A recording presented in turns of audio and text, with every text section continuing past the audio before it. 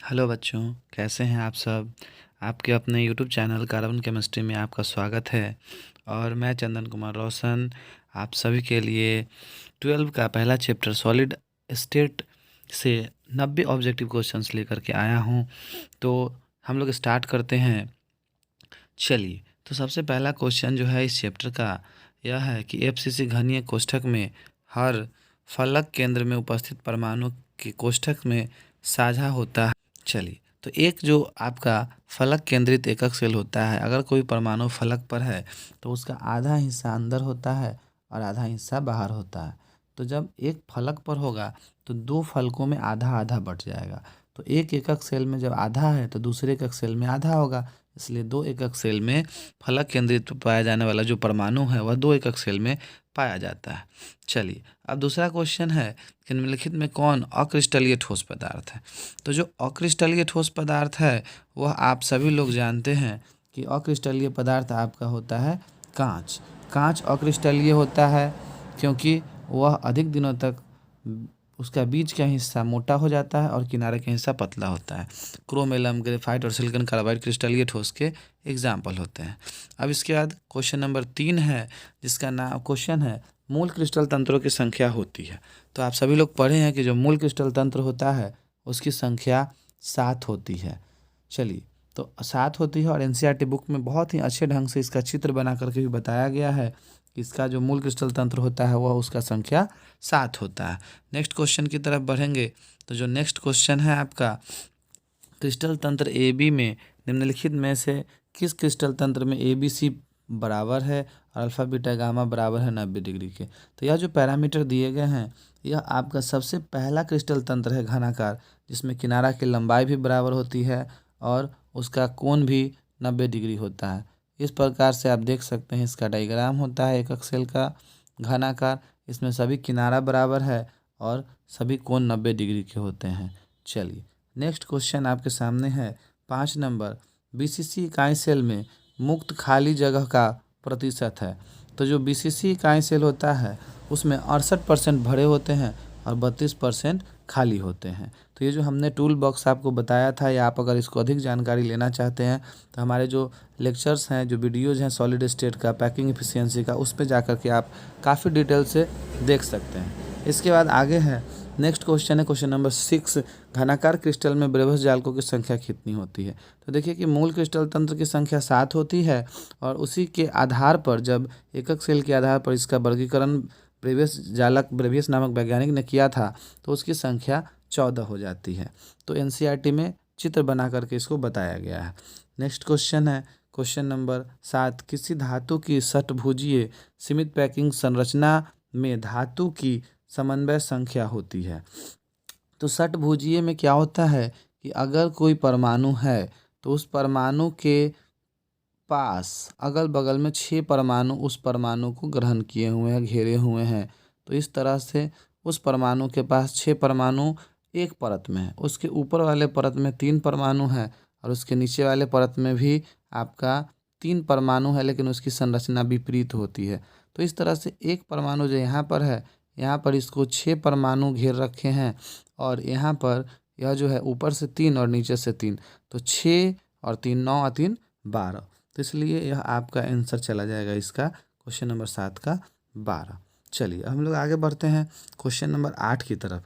पिंड केंद्रित घनाकार इकाई सेल में परमाणु की संख्या कितनी होती है। तो जो पिंड केंद्रित होता है, जैसा कि हमने आपको बताया है, 12:42। तो 12:42 के आधार पर यह एससी का हो गया, यह बीसीसी का हो गया, यह एफसीसी का हो गया और यह ईसीसी का हो गया। तो पिंड केंद्रित घनाकार इकाई सेल में परमाणु की संख्या 2 होती है। चलिए, नेक्स्ट क्वेश्चन की तरफ बढ़ते हैं। निम्नलिखित में कौन से जोड़े में क्रमशः चतुष्फलकीय और अष्टफलकीय वॉइड्स होते हैं। तो चतुष्फलकीय और अष्टफलकीय जो वॉइड्स होते हैं वह बीसीसी और एचसीपी में होते हैं क्रमशः।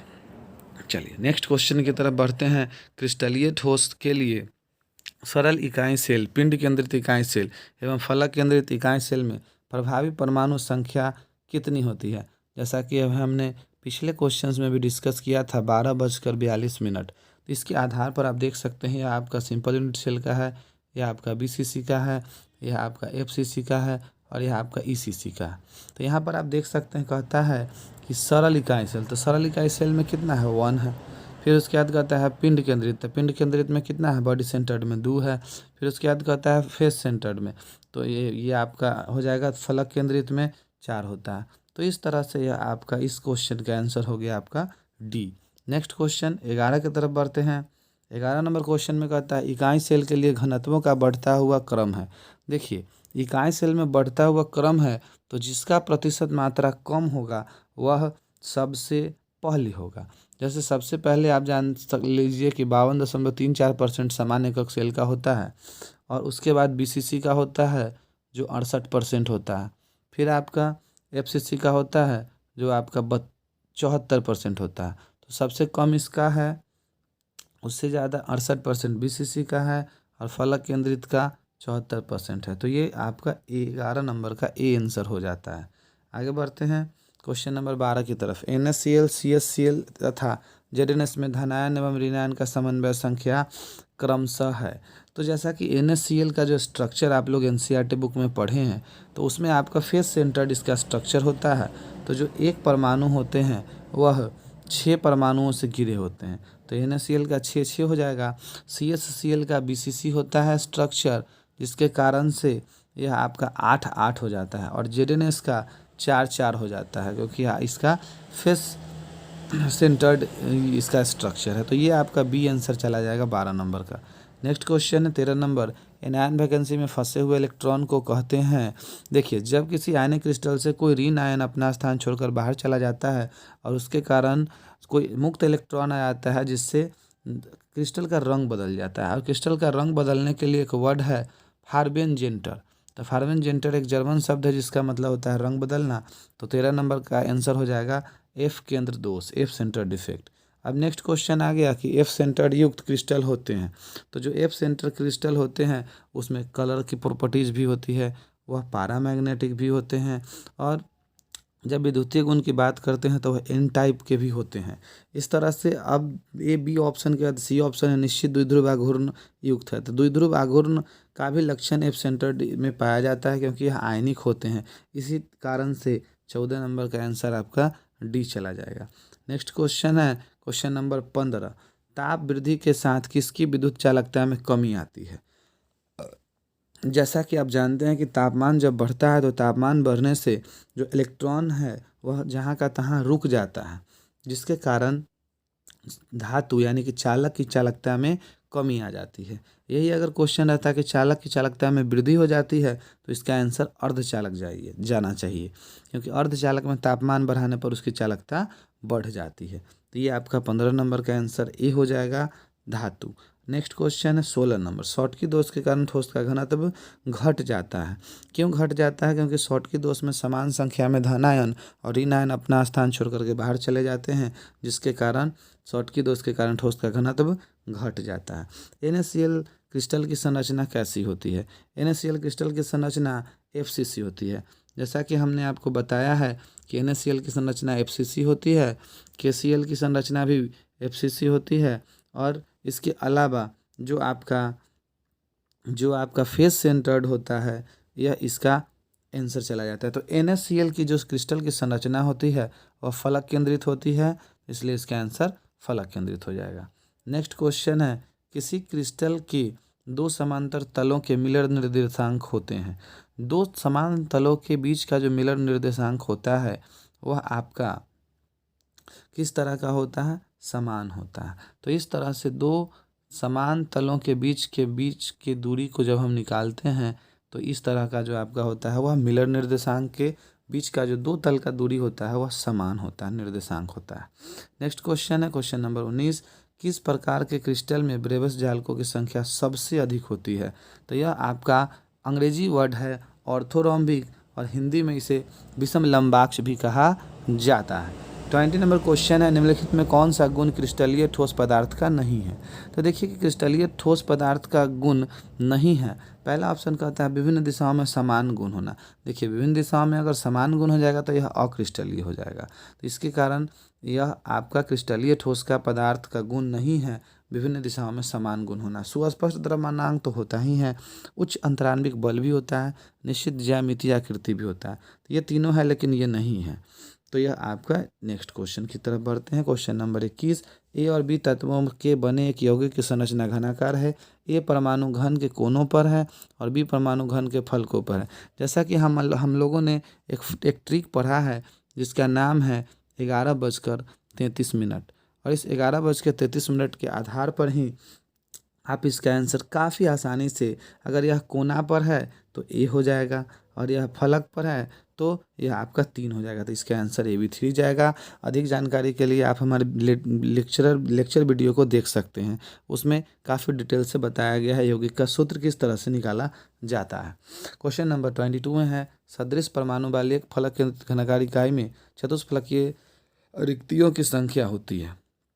तो देखिए कि सदृश परमाणु वाले एक फलक केंद्रित, तो फलक केंद्रित अगर कह रहा है तो वहाँ पर आपका इकाई सेल में चतुष्फलकियों की संख्या 8 हो जाती है और अष्टफलकीय की संख्या 4 हो जाती है। तो इसका आंसर 8 चला जाएगा। नेक्स्ट क्वेश्चन की तरफ बढ़ते हैं। नेक्स्ट क्वेश्चन है आपका चलिए, तो इसका 4 हो गया। 24 इसमें कहता है कि निम्नलिखित में से कौन फ्रैंकल दोष और शॉटकी दोष दोनों प्रदर्शित करता है। काफ़ी महत्वपूर्ण क्वेश्चन है और बहुत सारे एग्जाम में आ चुका है। इसका आंसर जाएगा सिल्वर ब्रोमाइड। ये जो सिल्वर ब्रोमाइड है इसके क्रिस्टल में शॉटकी दोष और फ्रैंकल दोष दोनों पाया जाता है। काफ़ी महत्वपूर्ण प्रश्न है, इस पर काफ़ी ध्यान देने की बात है। क्वेश्चन नंबर 25 की बात करते हैं। Na2O में Na+ और O2- आयनों की समन्वय संख्या क्रमशः होती है 4 और 8। तो Na, जैसा कि आप जान रहे हैं कि यह फलक केंद्रित में संघनित होता है, तो इसका आपका चला जाता है 4 और 4 एक सोडियम परमाणु के साथ 2 ऑक्सीजन है, जिसके कारण इसका आप एक ऑक्सीजन के साथ 2 सोडियम परमाणु है, इसलिए ऑक्सीजन का जो समन्वय संख्या हो जाता है वह 8 हो जाता है, डबल हो जाता है। तो इसका आंसर आपका 4 और 8 चला जाएगा। नेक्स्ट क्वेश्चन है, जर्मेनियम अर्धचालक के साथ उपस्थित एस है। तो देखिए, जब आप दो धातु या अधातु को मिलाते हैं तो इसको अपमिश्रण कहा जाता है और यह इंग्लिश वर्ड है डोपेंट। तो इसका आंसर आपका डोपेंट चला जाएगा। यह अर्धचालक के प्रकार में अंतर्निहित में आपका है 12, 16 और 13, 15 यौगिक, वहाँ पर इसका आंसर आपको काफ़ी डिटेल से पता चल जाएगा। तो ये आंसर चल गया डोपेंट। यानी जब आप दो धातु अर्धचालक या चालक को मिलाते हैं तो इस प्रक्रिया में बने पदार्थ को डोपेंट कहा जाता है। तो ये 26 का आपका सी आंसर चला गया। 24 के बाद फिर यह 24 दिखा रहा है। चलिए कोई बात नहीं, देख लेते हैं। वह ठोस जिसमें शॉटकी एवं फ्रैंकल डिफेक्ट दोनों पाया जाता है, तो ये तो AgBr हो गया। नेक्स्ट क्वेश्चन है, BCC इकाई सेल में मुक्त खाली स्थान तो 68% भरा होता है, तो 32% इसका खाली होता है। नेक्स्ट क्वेश्चन की तरफ चलते हैं। तो नेक्स्ट क्वेश्चन है आपका 26, क्रिस्टल तंत्र AB में निम्नलिखित में से किस क्रिस्टल तंत्र में ABC बराबर नहीं है और अल्फा बीटा गामा 90 डिग्री है। तो देखिए, जब तीनों तल आपका बराबर नहीं है, विषम है, तो इसके लिए ऑर्थोरॉम्बिक हो जाएगा, यानी कि विषम लंबाक्ष हो जाएगा। तो 26 का आंसर आपका विषम लंबाक्ष। विषम है लंबाई ना, लंबाई बराबर नहीं है, कोई इतना लंबा है तो कोई इतना लंबा है, तो कोई आपका इस प्रकार से इसका काफ़ी लंबाई इधर बढ़ जाता है। तो ये जो आपका संरचना है यह विषम लंबाक्ष हो जाएगा। 27 की तरफ बढ़ते हैं। FCC या HCP या CCP तीनों को एक ही कहा जाता है। फलक केंद्रित हेक्सागोनल और क्यूबिक क्लोज पैकिंग में जो पैकिंग क्षमता होती है, यानी पैकिंग एफिशिएंसी होती है, वह होती है 74%। तो इसके आधार पर जो खाली परसेंट होता है वह आपका 26 चला जाता है। तो 74 और 26 यह आपका 27 का आंसर ए चला जाएगा। ठीक, इसके बाद हम लोग आगे बढ़ते हैं नेक्स्ट क्वेश्चन की तरफ। 28, तो 28 नंबर जो क्वेश्चन है उसमें कहता है क्रिस्टल में समन्वय संख्या में वृद्धि होती है। तो जो क्रिस्टल में समन्वय संख्या में वृद्धि होती है वह दाब वृद्धि होने के कारण, कि आप देख लीजिए कि जब आप किसी वस्तु को दबाते हैं, जैसे आपका कोई वस्तु है उस पर बल लगाते हैं, तो उसके जो परमाणु हैं वह अंदर की तरफ दबते हैं, जिसके कारण उसके समन्वय संख्या में वृद्धि हो जाती है। तो दाब वृद्धि करने से क्रिस्टल में समन्वय संख्या में वृद्धि हो जाती है। नेक्स्ट क्वेश्चन है 29, फ्रैंकल डिफेक्ट में इंटरस्टिशियल साइट में फंस जाता है। जैसा कि आप सभी लोग जानते हैं कि फ्रैंकल डिफेक्ट का परिभाषा होता है कि किसी आयनिक क्रिस्टल में जो धनायन होता है वह अपना स्थान छोड़कर उसी क्रिस्टल में दूसरे स्थान पर चला जाता है। तो धनायन इसके इंटरस्टिशियल साइट यानी कि अंतराकाशीय स्थल में चला जाता है। नेक्स्ट क्वेश्चन है क्वेश्चन नंबर 30, क्रिस्टल के सीमित पैकिंग में सबसे अधिक खाली स्थान में होता है। तो जो सीमित पैकिंग में सबसे अधिक खाली स्थान आपका इन ऑप्शंस के आधार पर, जैसा कि सरल घनीय इकाई सेल में कहा जाता है 52.34% खाली है, भरा हुआ है, तो 47.66 खाली है, ये हो गया। इसमें 32% है और इसमें 26% है। तो इन तीनों में जो सबसे अधिक खाली स्थान है वह आपका घनीय एकक इकाई सेल का है, तो 30 हो जाएगा। अगर आपको वीडियो अच्छा लग रहा है तो ज़्यादा से ज़्यादा जो भी क्रैश कोर्स वाले विद्यार्थी हैं उनको भी भेजिए, जो भी 12 के विद्यार्थी हैं उनको भी भेज सकते हैं, ताकि आप भी अच्छी चीज़ों को पढ़ें और लोगों को बताएं। चलिए नेक्स्ट क्वेश्चन की तरफ चलते हैं। क्वेश्चन नंबर 31 है, किस क्रिस्टल संरचना में सीमित पैकिंग अधिकतम होती है। तो सबसे ज़्यादा आपका अभी तुरंत हमने बताया कि जो FCC है इसमें सबसे ज़्यादा 74% पाया जाता है। नेक्स्ट क्वेश्चन है आपका, BCC संरचना में पैकिंग दक्षता एवं खाली स्थान। तो अभी अभी हमने बताया था आपको कि 68% BCC में होता है और 32% खाली होता है। तो इसके आधार पर BCC का जो आंसर है 32 नंबर का वह D हो जाएगा। चलिए 33 की तरफ चलते हैं। निम्नलिखित में कौन सी गोलों की षटभुजीय निबिड़ संकुलित व्यवस्था को वर्णित करता है। तो देखिए जैसा कि षटकोणीय में होता है आपका कि इस तरह से यह जो स्ट्रक्चर है AB होगा, फिर AB होगा, फिर AB होगा, तो AB टाइप का जो होता है उसके आधार पर यह इसका आंसर चल जाएगा AB, यानी 33 का C आंसर चला जाएगा। नेक्स्ट क्वेश्चन है 34, निम्नलिखित में किस में द्विध्रुव आघूर्ण ज़्यादा है। तो द्विध्रुव आघूर्ण ज़्यादा उसमें होता है जिसमें जो इलेक्ट्रॉन नोचो ग्रुप, यानी कि उसमें से ज़्यादा कितने परमाणु को दूसरे इलेक्ट्रॉन खींच सकते हैं दूसरे। तो जैसा कि CH3Cl है, तो सिर्फ Cl यहाँ पर इलेक्ट्रॉन को अपनी ओर आकर्षित कर सकता है। इसमें 2 गो Cl है, चलिए इसमें 3 गो है, तो ये जो 3 गो वाला है ये इसको आपस में कैंसिल भी करेगा, तब भी जाकर के एक यहाँ पर आघूर्ण द्विध्रुव आघूर्ण का निर्माण होगा। तो और CCl4 तो एक दूसरे को कैंसिल आउट कर देता है, जिसके कारण यह आपका नहीं हो पाएगा, अध्रुवीय में चला जाता है। तो 34 का आंसर है आपका C। चलिए नेक्स्ट क्वेश्चन कहता है कि 58.5 ग्राम NaCl में यूनिट सेल की संख्या कितनी होती है। तो यहाँ पर आप इसको इस तरह से निकाल सकते हैं कि यहाँ जो 58.5 ग्राम दिया है NaCl उसमें यूनिट सेल की संख्या है, तो इसको एक एक नियम के आधार पर निकाल सकते हैं कि 58.5 ग्राम में अगर 1 है तो 1 ग्राम में कितना हो जाएगा, उतना बटे 58.5 हो जाएगा। और फिर आप इसमें एवोगाड्रो नंबर से 6.023 से गुना कर देंगे। इसको सॉल्व करने पर इसका एक आंसर हो जाएगा 1.5 10 के पावर 23। चलिए नेक्स्ट क्वेश्चन की तरफ चलते हैं। 36, इनमें से कौन सही है। देखिए घनत्व का फार्मूला पूछ रहा है और आपने घनत्व के फार्मूला के लिए पढ़ा है D = Z × M / AQ × Na। तो इसके आधार पर आप देख सकते हैं कि यहाँ पर आपका B ऑप्शन सही होना चाहिए, D = Z × M।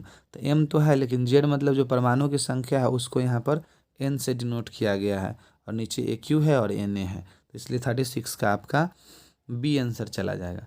Next question है आपका 37। देखिए अब रेडियस रेशियो की बात करते हैं, त्रिज्या अनुपात की बात करते हैं। तो जो त्रिज्या अनुपात होता है उसमें धनायन की त्रिज्या और ऋणायन की त्रिज्या के अनुपात को ही त्रिज्या अनुपात कहा जाता है। तो त्रिज्या अनुपात अगर 0.225 है तो यहाँ पर यह आपका चतुष्फलकीय कहा जाएगा और उसके आधार पर इसका आंसर 4 होगा कि समन्वय संख्या इसमें 4 होता है। तो इसके डिटेल से इसके जो कोऑर्डिनेशन नंबर वाला जो लेक्चर है उसमें आप देख सकते हैं वीडियो में। नेक्स्ट क्वेश्चन है आपका 38 नंबर, निम्नलिखित में से किस धातु की समन्वय संख्या 8 होती है। तो जो धातु आपका FCC स्ट्रक्चर में होगा उसका होगा, जिसके कारण इसका आंसर आपका पोटेशियम चला जाता है। जैसा कि हमने बताया था NaCl और KCl जो होता है वह आपका FCC संरचना में होता है। तो 38 का आंसर आपका A चला जाएगा, पोटेशियम। 39 की तरफ चलते हैं। तो निम्नलिखित में से कौन आयनिक क्रिस्टल का उदाहरण है। तो ये बिल्कुल आसान है, जिस पे धनायन और ऋणायन होगा। यहाँ पर Na2SO4 सोडियम पर 2+ 1+ और SO4 पर 2-, तो यह आयनिक हो जाएगा। 40 नंबर क्वेश्चन है, आयनिक ठोस निम्नलिखित में कौन है। तो सिंपल सा है, ये सभी एक बच्चा भी बता सकता है। आप लोग पढ़े हैं Na+ और Cl-, तो यह आपका आयनिक हो जाएगा। नेक्स्ट क्वेश्चन है आपका 41, FCC और HCP या CCP क्रिस्टल संरचना में पैकिंग। तो FCC में आप सभी लोग जानते हैं कि 74% भरा होता है, तो ये आपका 41 का ए आंसर चला जाएगा। नेक्स्ट क्वेश्चन है 42, हीरा है। तो हीरा जो है वह आपका नेटवर्क ठोस या ग्रेफाइट ठोस का एग्जाम्पल है। नेक्स्ट क्वेश्चन है 43, NaCl आयनिक ठोस में धनायन तथा ऋणायन का समन्वय संख्या है। तो देखिए जो NaCl है वह आपका फेस सेंटर्ड होता है। तो जो फेस सेंटर्ड होते हैं तो आप जानते हैं कि फेस कितने होते हैं, एक सेल में 6 होते हैं। तो एक सेल में फेस 6 होता है, जिसके कारण यहाँ जो आपका NaCl का जो है समन्वय संख्या, यहाँ देखिए 1 2 3 4, एगो पीछे वाला एगो आगे वाला, तो 6 हो जाता है। तो यहाँ पर 6 और 6 आंसर जाएगा। 44 जो है Na2O आयनिक ठोस में Na केटायन और एनायन का कोऑर्डिनेशन नंबर कितना है। तो आप Na2O में हमने अभी जस्ट ऊपर भी एक तरह का क्वेश्चन आया था, तो उसमें बताया है कि जो सोडियम है वह 2 परमाणु है और ऑक्सीजन 1 परमाणु है। तो इसका जो कोऑर्डिनेशन नंबर चला जाएगा वह आपका केटायन यानी धनायन के लिए 4 और ऋणायन के लिए 8। चलिए, तो आप देख सकते हैं कि 2 सोडियम पर 1 ऑक्सीजन है, तो यह 44 का आंसर आपका बी चला जाएगा। आगे बढ़ते हैं 45 की तरफ। धात्विक ठोस निम्नलिखित में कौन है। तो धात्विक ठोस जो धातु से मिलकर बनता है, तो यहाँ देख सकते हैं धातु और धातु के साथ मिश्र धातु, तो ये आपका धात्विक ठोस का उदाहरण है, धातु एवं मिश्र धातु। नेक्स्ट क्वेश्चन है 46 नंबर, सहसंयोजी ठोस है। तो सहसंयोजी ठोस का एग्जाम्पल आप सभी लोगों को याद होगा, हीरा और ग्रेफाइट, जिसमें ग्रेफाइट एक अपवाद भी है क्योंकि यह आप अपना मुलायम और चालक प्रॉपर्टीज शो करता है।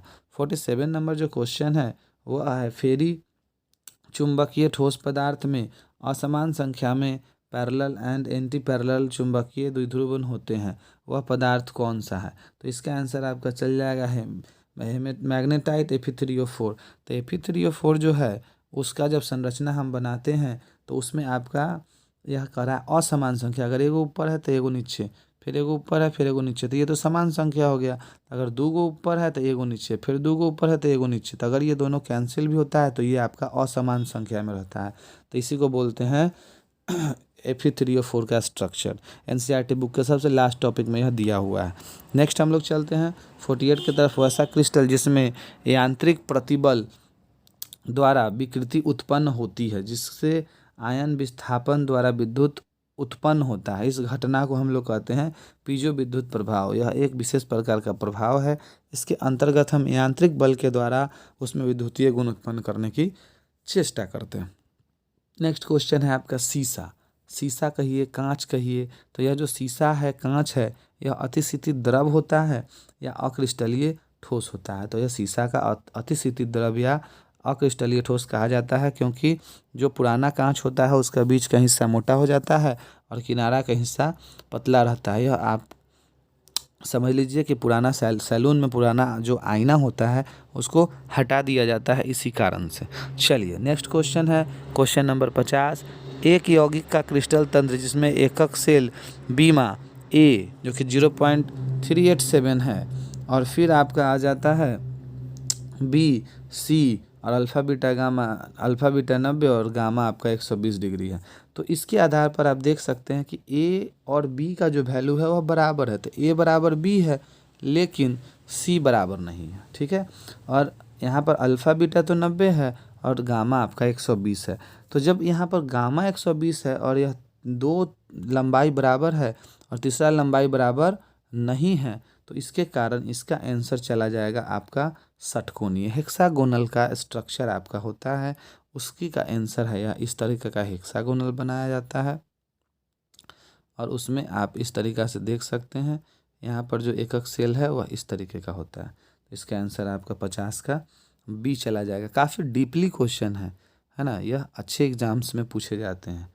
चलिए 51 जो है आपका CSBr BCC जालक में क्रिस्टलीकृत है, एकक सेल में कोरों की लंबाई दिया है, तो आप इसको क्या कर सकते हैं, BCC का होता है R बराबर √3a/4, और इसको रख करके जब आप सॉल्व करेंगे तो 436.6 पिकोमीटर एक जगह पर रखेंगे। जब इसको सॉल्व करेंगे तो इसका आंसर आ जाएगा 4.25 ग्राम प्रति सेंटीमीटर क्यूब। चलिए अच्छा, घनत्व निकालना है। हाँ तो ठीक है, घनत्व के लिए जो फॉर्मूला होता है D बराबर Z गुने M/K गुने N है, उसके आधार पर बन जाएगा। चलिए, और ये काफ़ी खतरनाक क्वेश्चन आपके सामने आ रहा है।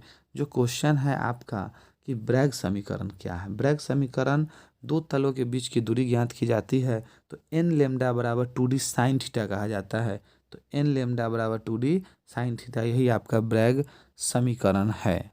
चलिए नेक्स्ट क्वेश्चन की तरफ बढ़ते हैं। Question number 53, body centred cubic एकक सेल में लैटिस बिंदु की संख्या कितनी होती है। देखिए लैटिस बिंदु अगर कहा गया है तो जैसा कि लैटिस बिंदु के बारे में आप सभी लोगों को पता है कि जो लैटिस बिंदु होता है उस पे परमाणु बैठते हैं। लेकिन लैटिस बिंदु की संख्या पूछने के बाद इसका जो ऑप्शन दिया गया है वह परमाणु की संख्या दे दिया गया है, जिसके कारण इसका आंसर 1242 के आधार पर आपका 2 चला जाएगा। हालांकि अगर बीसीसी में लैटिस बिंदु पूछे तो उसका आंसर कितना जाता है बच्चों, 9 चला जाता है, क्योंकि आठों कोना के अलावा उसके केंद्र में पाया जाता है। नेक्स्ट हम लोग चलते हैं नेक्स्ट क्वेश्चन की तरफ।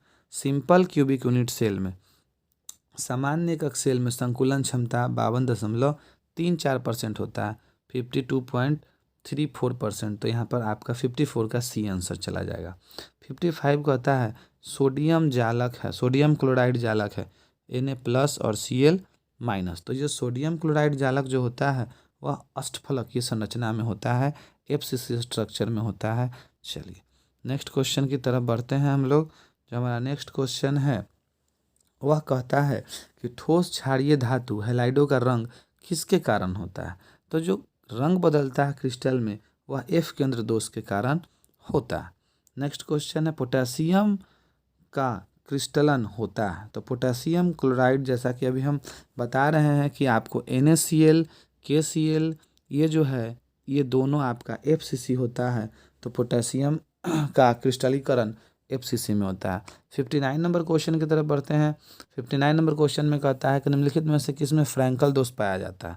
तो जो फ्रैंकल दोष पाया जाता है और शॉटकी दोष दोनों पाया जाता है AGBR में, तो AGBR में फ्रैंकल दोष पाया जाता है। एक क्वेश्चन आपने देखा था जिसमें शॉटकी और फ्रैंकल दोनों दोष पाया जाता है। शॉटकी दोष के कारण क्या होता है।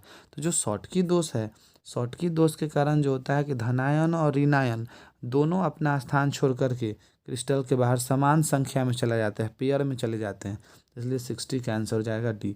और आप जान लीजिए कि इसके कारण क्रिस्टल का घनत्व क्या होता है, घट जाता है। नेक्स्ट क्वेश्चन है 61 की तरफ चलते हैं। तो जो 61 नंबर क्वेश्चन है वह कहता है कि FCC एक जालक में कितने परमाणु होते हैं। तो FCC में जालक में परमाणु की संख्या 1242 के आधार पर आपका यह SC है, यह BCC है, FCC और यह ECC है। तो इसका आंसर 4 चला जाएगा।